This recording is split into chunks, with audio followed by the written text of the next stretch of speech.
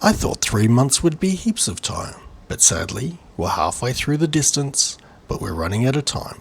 In this video, we head for home.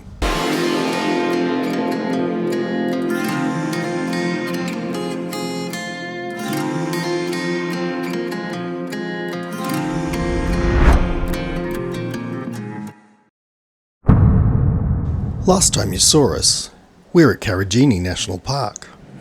Now we're heading west, headed for Cape Range National Park and Exmouth.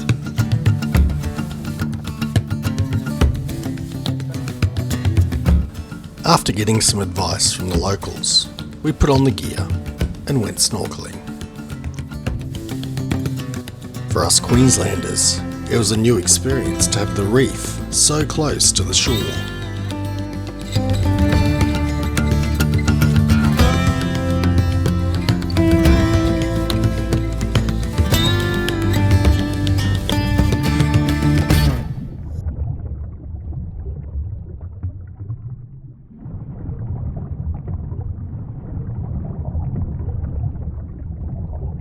With the clock ticking, we had to keep moving south, towards Kalbarri.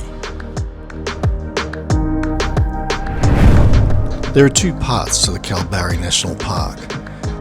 In the west, there's towering coastal cliffs that plunge 100 metres into the blue waters of the Indian Ocean below.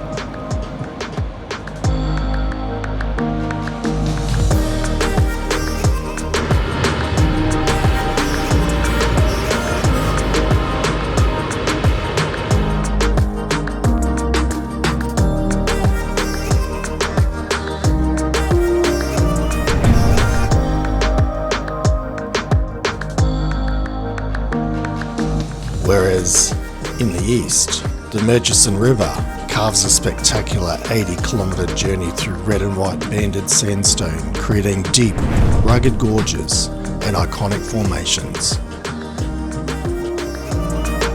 And they sell reasonable coffee.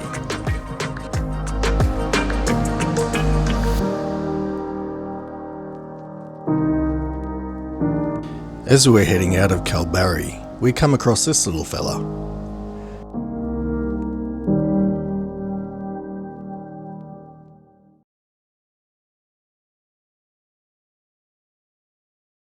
Because it ended up stopping in the middle of the road, we used the nudge method to move it along. We looked into this later for advice on the best method for dealing with stray echidnas, and we learnt never try and pick them up by the legs or the nose because they are easily injured. If you do need to pick them up, use welding gloves to protect your hands, and never move them more than a few metres from where you found them in the direction of their travel. For our journey south, we headed inland to Mullowa to follow the Wildflower Way. The country was in full bloom.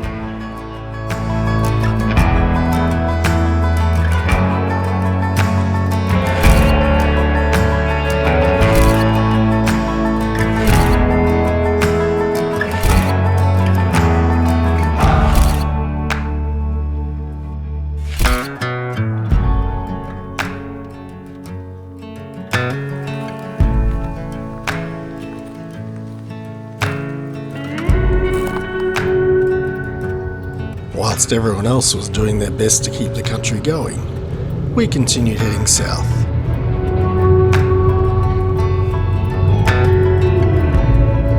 The highway took us south through Perth.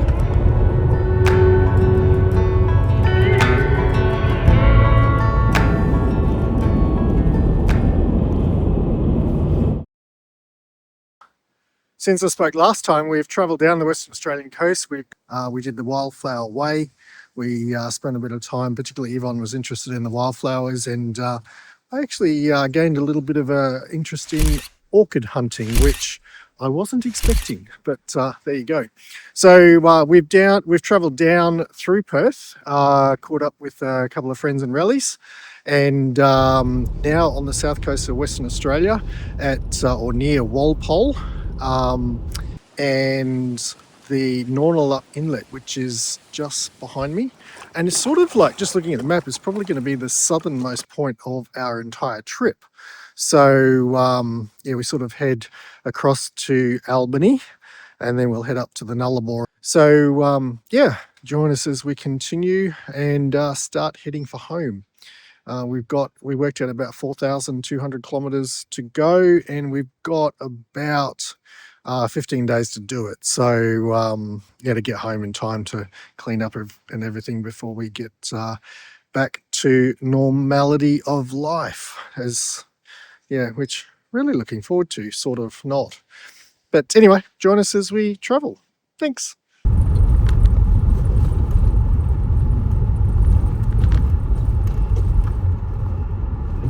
We continued along the South Coast Highway towards Albany.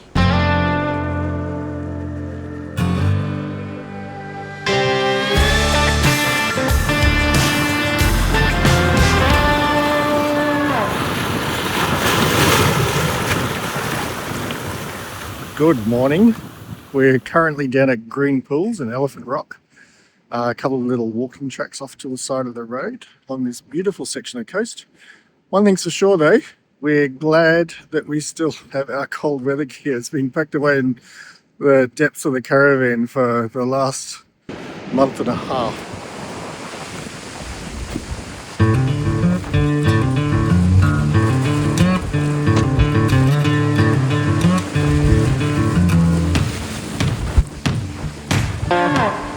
We've just visited the Gap and the Natural Bridge. Quite an experience. Quite wild.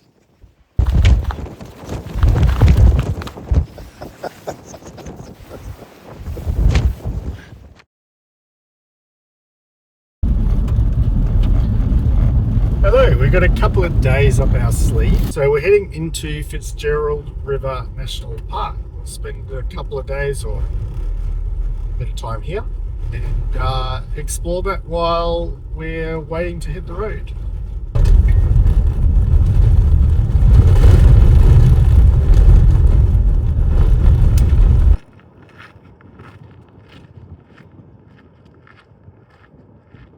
Hello everybody, we are currently at Fitzgerald River National Park. Now, we didn't plan on spending much time here, but we have to wait a couple of days because before we head across the Nullarbor, the car's due for service, so I just wanted to get that done before we started heading for home.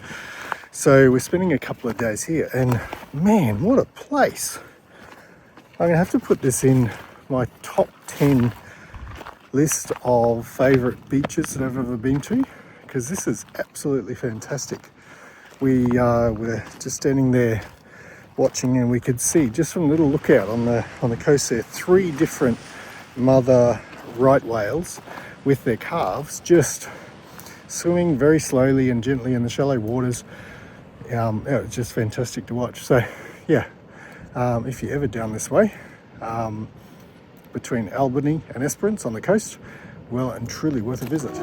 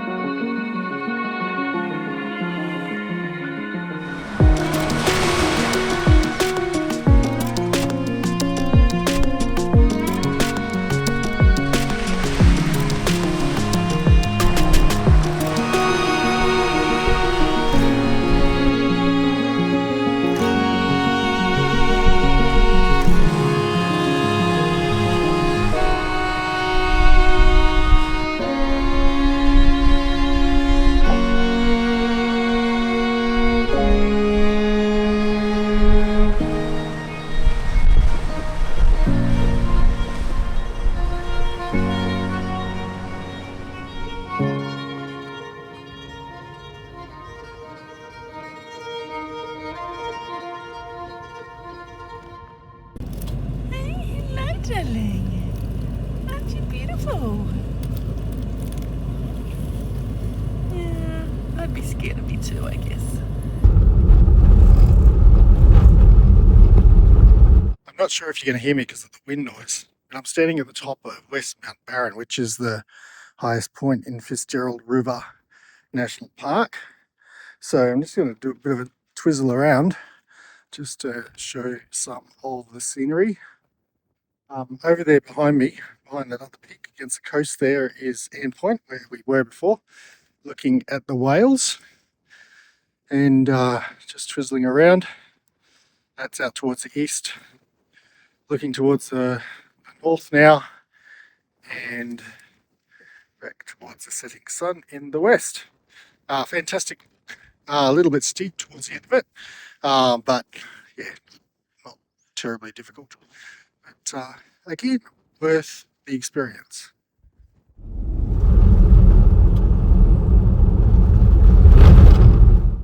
We had the car booked in for a service at Esperance, but on the way we explored some of the beautiful southern coast of Western Australia.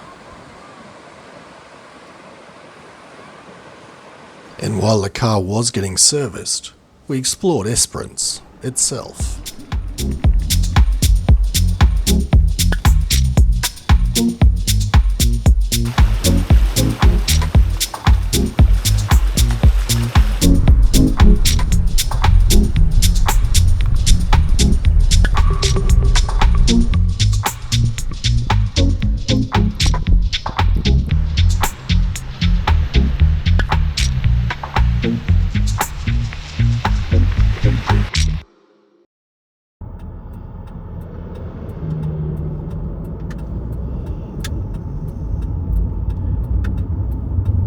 Just like that. For about 508 kilometres, continue straight on.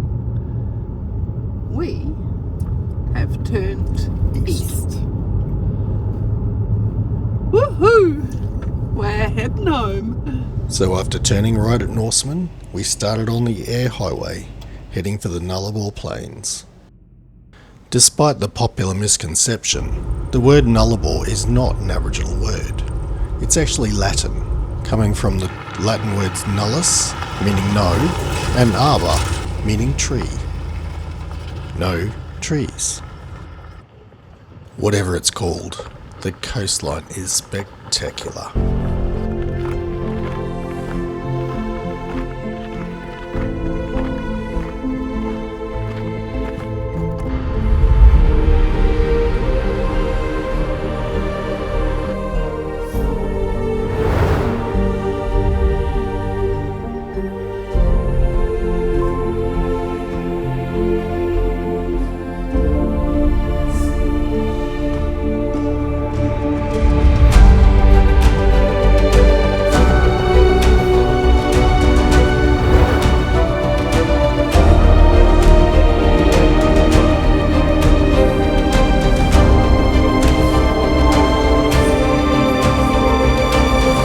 Make sure that you stay away from the edge.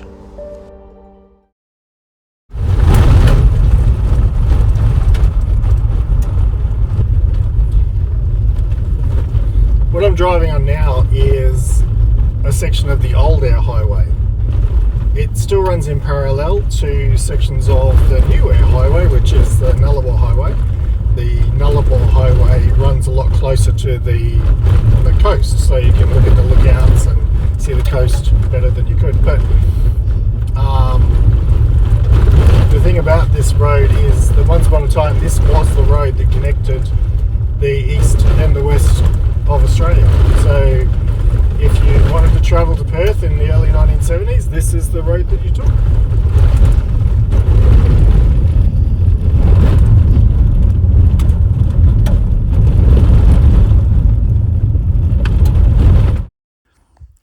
We've stopped here at Canela Homestead, which is one of the old roadhouses that was on the old air highway. The reason we came in here is a couple of reasons, because it's of interest to me personally. In 1975, as a family, my parents and my brother jumped in the car, a 1964 Fairlane, with our 1970 Viscount Ambassador caravan, and did the trip across the Nullarbor to Perth. My father had long service leave at the time, and we went and visited Mum's relatives in Perth. And in those days, the Nullarbor highway didn't exist as a highway. It was sort of the old, what is now the old air highway, just a dirt road across the Nullarbor. Current air highway didn't open until the late 70s. So when we came across in 1975, a lot of it was on the dirt road. So sections of that dirt road still exist, and we're going to explore that a little bit today. But yeah, I mean, there's the ruins of the homestead. There's an old fuel bowser there. Who knows? We could have stopped there and filled up the old Fairlane back in 1975 at that very fuel bowser. But yeah, just an interesting place to stop. The other reason I'm particularly interested in this is the wrecking yard out the back, the Australian heritage with the old cars that are out there is just the ruins of the cars that didn't make it across. Huge variety, Holdens, Fords, English cars, European cars, trucks that either because of accidents or just didn't make the trip. This is as far as they've got, and this is where they've stayed. This area now is a national park, so everything's protected here, but very interesting to explore.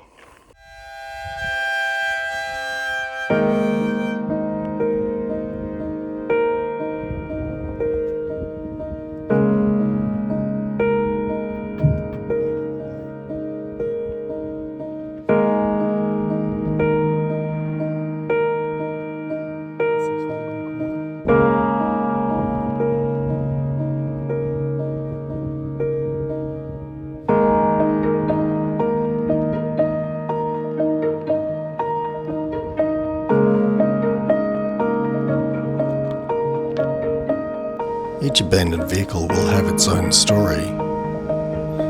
It may involve stranding, or heartbreak, or isolation in one of the most remote parts of Australia.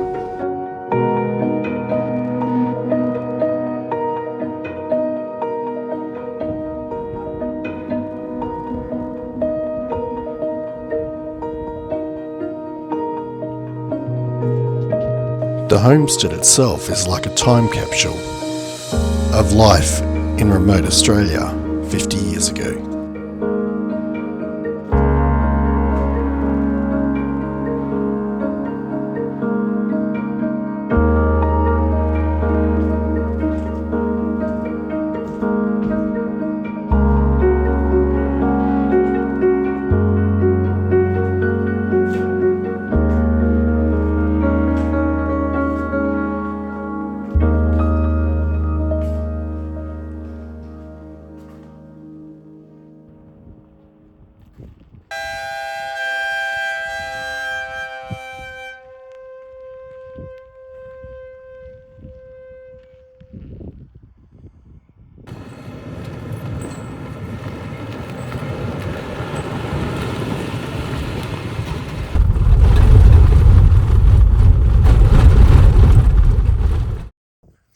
Hello everyone. We've reached the end of our day and we've found a great little free camp here right on the edge of the cliffs on the Nullarbor plain. Got to confess, it was something that I really wanted to do, sort of like a bucket list item, was to camp on the top of the cliffs. Sorry about the noise if there's a little bit of background noise from the wind, but it's what happens here. Yeah, this is sort of like the end of our trip. Tomorrow morning when we wake up, we're basically going to hightail it for home. Thanks very much for joining us on the journey, and we'll see you later.